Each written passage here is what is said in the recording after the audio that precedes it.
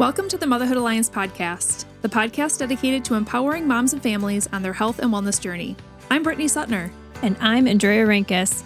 Together, we're here to explore holistic approaches that go beyond conventional medicine. Each week, we dive into topics that matter most to you. Everything from nutrition and mental health to alternative therapies and natural living. And whether you're a new mom navigating the early stages of parenthood or a seasoned pro looking for new ways to support your family's well-being, you're in the right place. Even better, all of our guests are local small business owners who you can actually talk to and work with. You can learn more about today's guest and connect with hundreds of other health and wellness professionals through our informative and easy-to-use directory at motherhoodalliance.com. Before we get started, keep in mind that this podcast is for informational and educational purposes only and is not a substitute for personal healthcare advice. Please consult your healthcare provider before making any changes based on the podcast content. Thank you for joining us on this journey. Are you ready to help your family thrive? Let's get started. Hi, we are Britt and Drea from motherhoodalliance.com, and in this 4-episode series, we're excited to introduce you to Jennifer Philibeck and Mandy Rinne, the energetic and incredibly fun founders of Empowered Minds Kids Studio based out of Appleton. Empowered Minds Kids Studio was started in 2024 after Jen and Mandy, who had been teachers for over 35 years combined, started to recognize that kids needed more than what the classroom alone could provide. They witnessed firsthand that kids needed guidance in building resilience, confidence, and other essential life skills to truly thrive, and that realization led them to take a leap of faith, stepping outside the traditional classroom and into the world of kids' life coaching. Now, as certified kids' life coaches, they offer personalized, play-based coaching to children ages 4 to 13 with the mission to help kids navigate life's challenges with confidence, developing resilience, positive self-esteem, and a strong foundation for lifelong success. Jen and Mandy are also moms who know firsthand that parenting is really hard, and that's why they believe in walking alongside families, offering compassionate support, and just figuring it all out together. As a listener, you're going to gain so many helpful parenting nuggets, or Tic Tacs, as you hear in one of our episodes, from these two ladies. So grab a notepad and pen, and let's jump into today's conversation. Hello. Welcome back to the Motherhood Alliance podcast. We are here with Mandy and Jen. Welcome back, ladies. Thank you for having us. We are in episode 3, and this is going to be another jam-packed one. I can already guarantee it, because we are talking about raising capable kids with a growth mindset. How important is that? It's so important. So first off, what is a growth mindset? How do you kind of define that? And then what's the opposite? So growth mindset is believing in yourself, right? That you can do it and keeping yourself open to all opportunities and seeing them in a positive light versus that fixed mindset of there's no way I could ever do that, right? And I think as adults, we experience both versions of that. For sure. But I think when we say oh, well, that's just how I am, right? That's kind of like a fixed mindset, or that's just who I am. But can we grow? Can we learn? Can we adapt? Can we change? Can we evolve? So kind of instilling that attitude and idea right away from the beginning as to when they're kids, that yes, you can absolutely evolve and change and grow and kind of shift your mindset. This immediately makes me think of the word can't. Yeah, it bothers me so much when people say, I'm just the way I am. I just, this fixed mindset just rages me. It just makes me crazy. Yeah. So with the word can't, this is where you hear your kids all the time. Mom, can you get a bowl for me? Well, did you try? I can't do it. Well, how can we get creative to solve this problem? You have a problem to solve. How can we get creative? How do you handle the word can't? Even in your own homes. Yeah, that's a great question. You guys have the best questions. Really. I like what you just said, though. That's a problem. How can we solve that problem? Right? So not swooping in to get the bowl for them, because that would take away that ownership of being able to solve the problem. But oh, yeah, it is a little high. How could you solve that problem? I used to say, show me that you can't. Right? Because then they're like, oh, wait, but I can. Yes, absolutely you can. So please do. I feel like that would work for some personalities. My Absolutely. son, who is the one you can say something to challenge him and he'll be like, oh, watch me. Mm-hmm. Whereas my daughter's like, you're right, I can. So it definitely would be based on the kiddo, I'm sure, on how you would react. How does a growth mindset encourage independence? Like what we're talking about, how can this continually doing it day in, day out, create an independent, not only kid, but adult? Like, how does this bleed into their whole life? If they believe that they can do it when they're little, right? And you keep instilling that and you model that as an adult, there is going to be nothing that they can't do. Jen and I always say, like, there's no option to fail, right? We've got this. We're going to do it. We're going to make it happen. You are strong. You are powerful.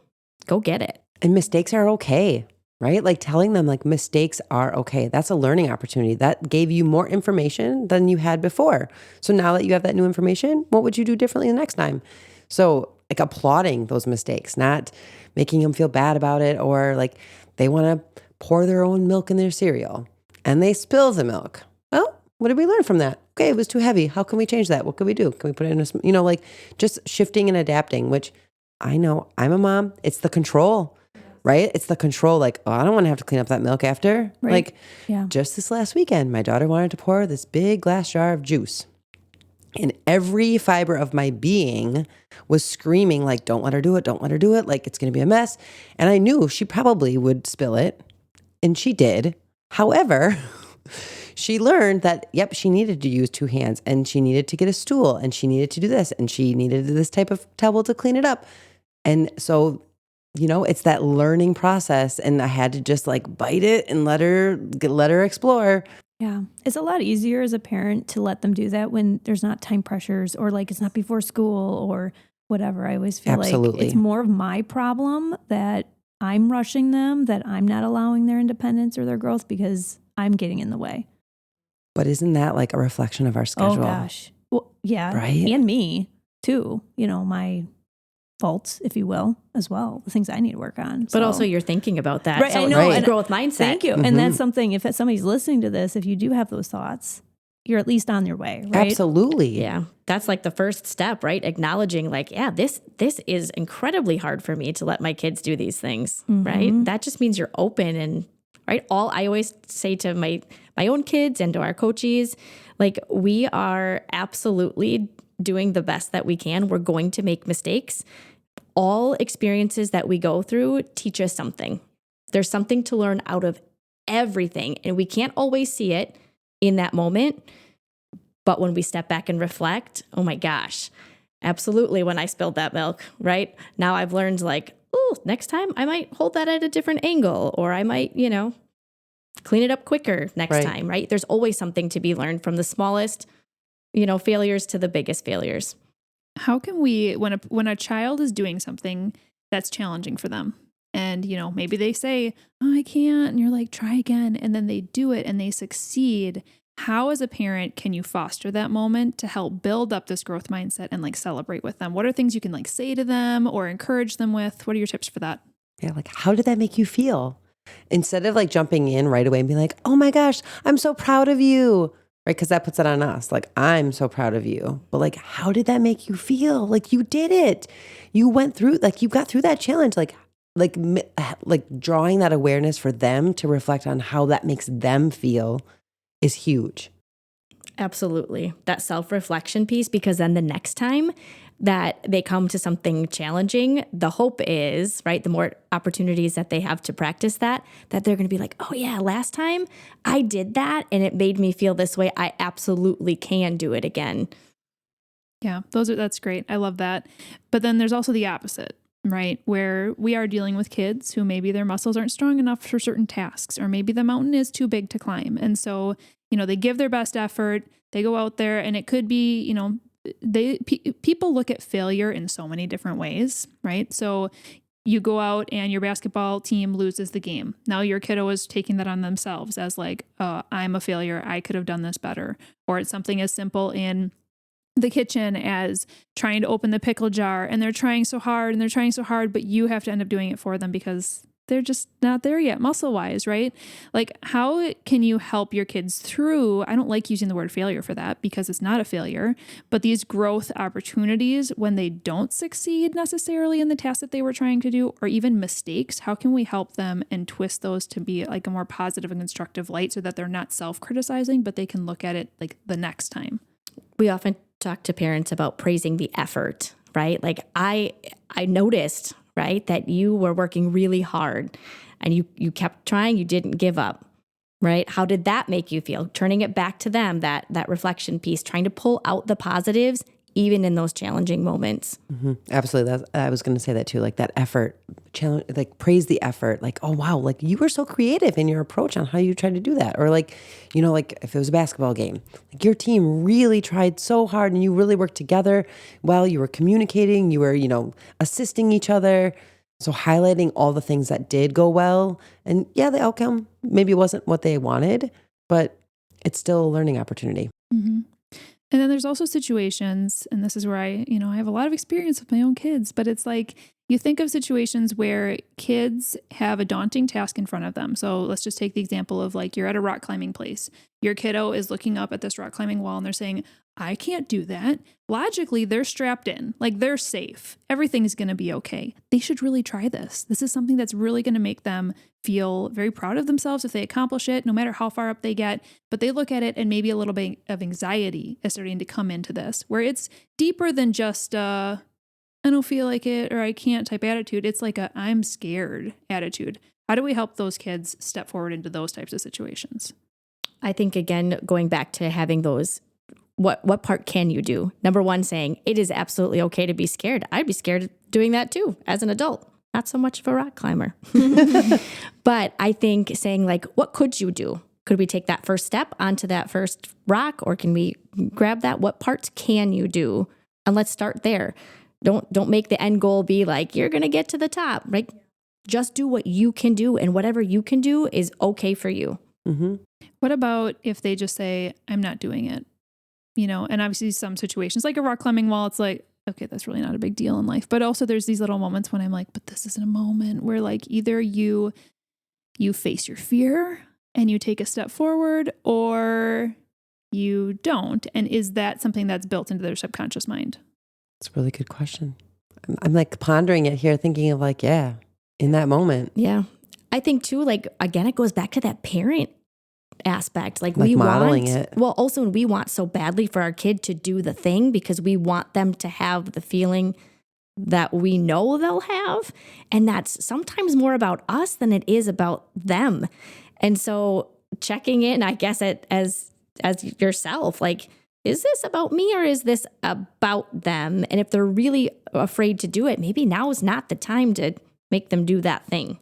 As you're talking here, I keep thinking about, you're saying stuff like, as a parent, I would say this, or I would say this. And it's like, how as a parent can I remember to do this? Because I've not been, well, to be honest, we're not trained as parents anyway. Nope. But like, how can I change that mindset of saying like, oh, you're so smart. You did so great. I'm so proud of you, making it about me. And instead of saying like, how do you feel? I understand you guys are actually coming out with a parenting course.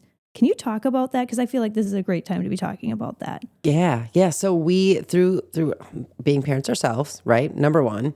And then through our coaching experience, we just saw that no one knows you don't know what you're doing as a parent. And to be able to have somebody walk alongside you and be able to say like, it's okay to be feeling that way, right? Normalizing it, number one. So we decided that was really important piece to kind of accompany our coachees. So we first started with the idea of when a child starts the coaching program, the parents could also begin a coaching program for parenting. So it would kind of coincide with what the kiddos are learning in their foundational coaching sessions, would also then kind of correlate with the parents. And then we thought, well, should it just be for kids that are going through coaching with us? Or should it also be for parents who just know that they maybe just need a little skill building themselves? Reminders. So now so we've opened it up now. Our kind of thought process has continued to evolve and shift. That just, it's for all parents who need a little guidance in all of those hot tips that we're kind of telling and teaching about that are hard to remember. Yeah, that just sounds so amazing. I'm like, I need it all on my fridge. Like I need it, posted everywhere. I post everything for my kids. Why can't I post it for myself? Right. I think we're also busy all the time too. And so we, to your point before about like, how am I going to remember what to say or how to say it? Right. So like having that conversation or taking that time to learn for yourself as an adult so that you can be better for your kids. Right. And we all know that like you can go online or Pinterest or whatever, you can get like any of these little like cute little sheets that have like the sentence frames, and those are absolutely helpful, 100%. But to be able to maybe have like a program that starts at like step one and does some like reflective work so you can kind of shift some mindset things going on in yourself and then build on that and give it to you like in strategic little doses. Like Mandy always says, like, we don't give nuggets of information. We give like Tic Tacs. Oh. Like, right? Like it just has to be like little bits because sometimes a nugget is too much we're not there yet. We've learned that nuggets are too big, even for us. Yeah. So we break it down to Tic Tacs. Tic Tacs. So having a program that kind of can help and walk parents through that journey and that self-reflective process and give little bits of information. That's huge. Mm-hmm. So this is a self-paced course, from what I Yes. understand. And it's not out yet as of Not this out podcast. yet. No, not yet. But we're hoping that we have anticipated launch date of the summer. Okay. Yeah. But from what I understand, you're going to have this on your website. How can Yes. people figure out when this is going to happen? Yeah. So we have a newsletter, and we always love to keep our, subscribers updated on camps that we have or, events that are coming up. So we'll always be putting information in the newsletter about when it'll be dropping, and you can join like a wait list that will give you kind of the information first thing when it drops, so you know when to be able on the lookout for it. Yeah, that's awesome. Well, like I said, my kid is in your coaching program, but I'm kind of excited for this for me because even though I'm learning through him too, I'm excited to hear more about this program too. Beautiful. Well, I find it so funny how all of our episodes we're talking about, how can we apply this to our kids? But actually, we also need this ourselves. We need this ourselves, right? So 100%. in that course, are you focusing on like how do we help our kids through situations? But then I'm assuming also like these are things you can apply to yourself as well. Absolutely. So we're going to try and sneak a couple tidbits out of that course here. So like how can parents model a growth mindset? What are things that we talked about in a prior episode, like when we're feeling emotions, actually expressing those and saying those, but how can we do the same thing and model the growth mindset piece? I think conversations, just again, saying like, maybe this happened at work and this was really challenging and this is what I tried.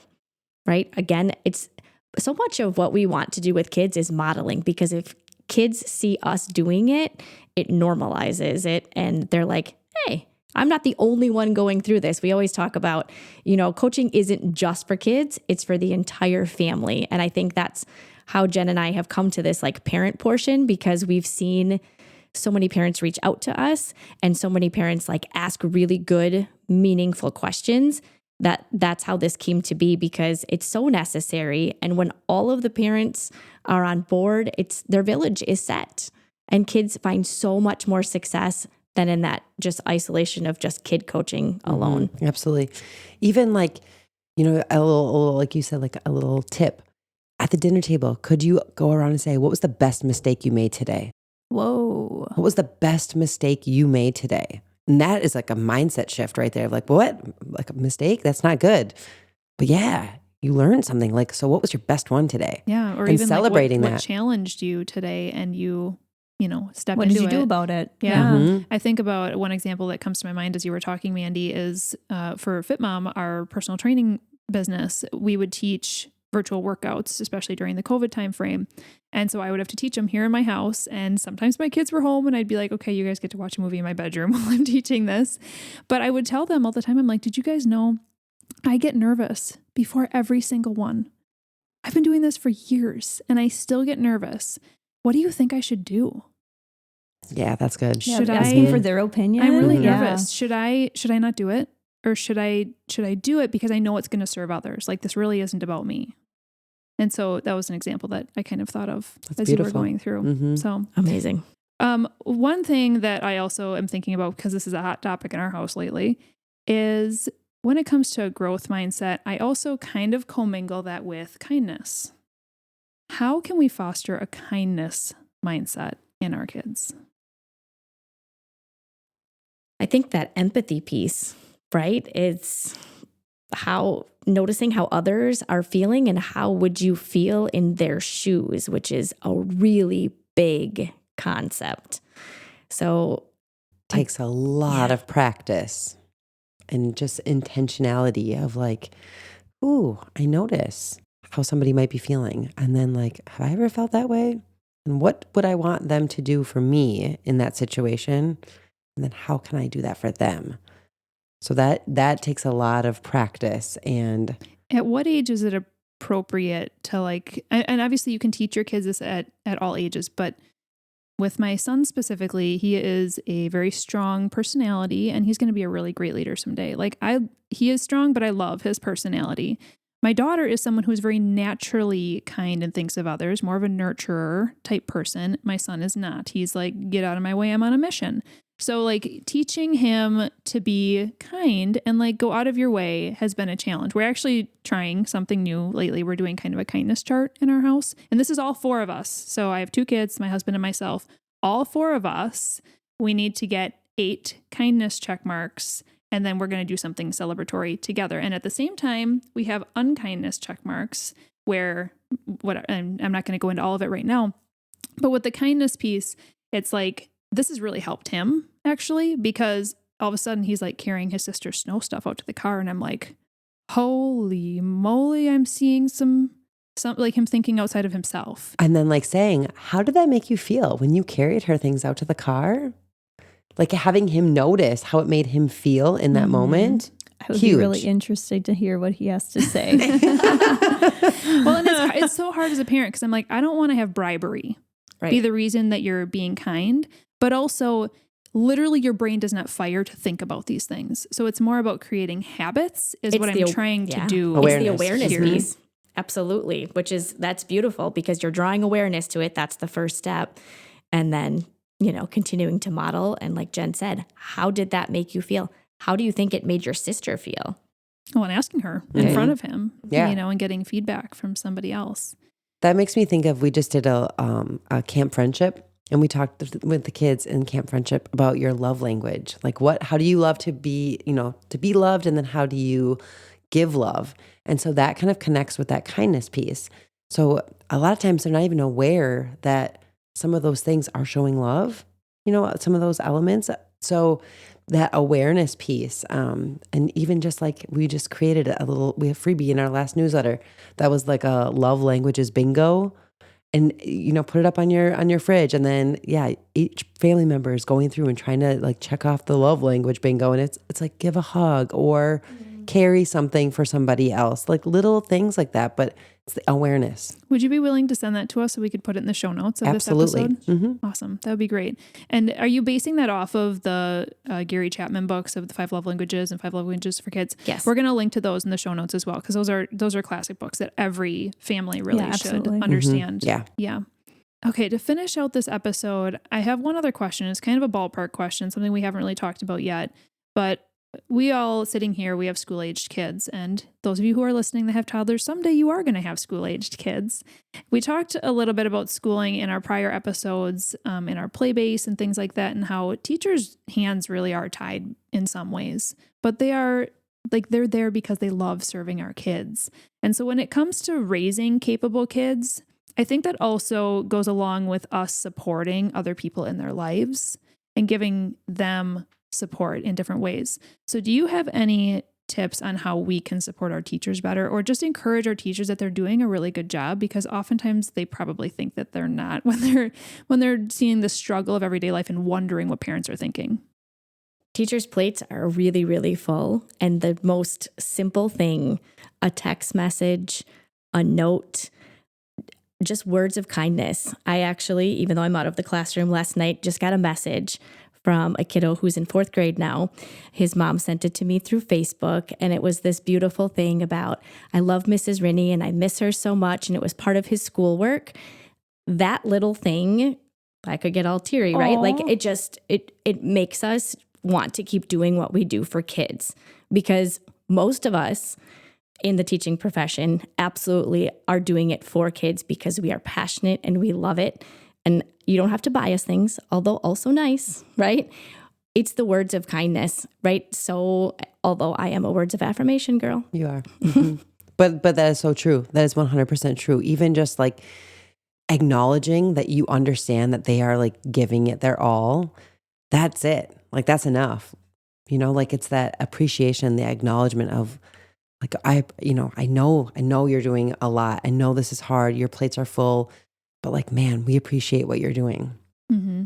Growth mindset for your teacher. That's could be it. Mm-hmm. Right. This was a really great episode. I keep saying that about every single one because I'm just obsessed with all of these. They're just amazing. So one more time for those who are listening, if you guys have not listened to our first 2 episodes, we have had so many Tic Tacs in each of those episodes of just tips, just things that you can bring and apply into your home that's really going to help you on your parenting journey, as well as your own journey personally as an adult. So make sure you go back and listen to those. We do have one more episode coming up. This is going to be about parenting in the digital age and finding balance between screens and real life. This is a real conversation in today's world. So we're excited for that one. One more time though, ladies, for those who just tuned into this episode only, how can they get in contact with you and learn more about what you're doing? Yeah, please check us out at our website, empoweredmindskidstudio.com, or our Facebook page. Send us a message. We have contact us forms on our website. So we love to have conversations. We always say like, call us old fashioned, but we love a good phone chat. So, schedule a call. We would love to hear your story and your goals for coaching or just any questions that you might have. Perfect. You guys are gems. Thank you for serving our community. We are so thankful to have you. Thank you. If you enjoyed this episode, would you consider leaving a rating or review or sharing it directly with a friend who could benefit from the information? We know that you're a busy mom or caregiver, and our goal is to make your life easier by bringing tips and tricks directly from experts into your earbuds. By sharing this episode with someone you love, you can play a critical role in helping to make their life easier as well. We appreciate your time and thank you for being a part of the Motherhood Alliance family.